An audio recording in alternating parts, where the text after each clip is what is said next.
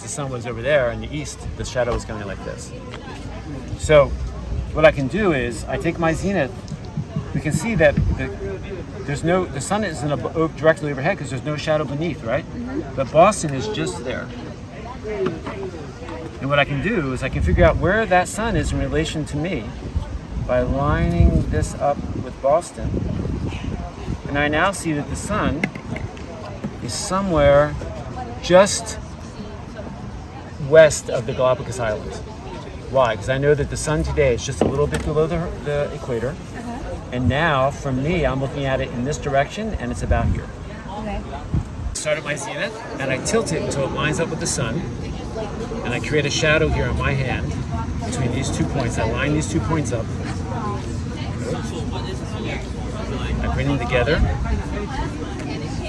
and I get the result, about 50 degrees. And over 2,000 years ago, a really smart guy said, he figured out how big the Earth was without leaving home, and he figured every degree out of those 360 degrees of the Earth, being a circle, equals 60 nautical miles. So if it's 50 degrees away from me, how far away is the sun from me? 50 degrees, 50 times 60.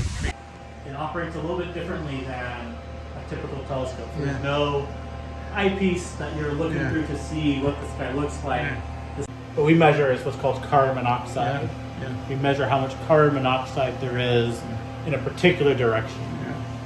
So this is a map of carbon monoxide. So that traces dense gas in our galaxy. So places where there's stars forming, where things are getting compressed, where things are cold.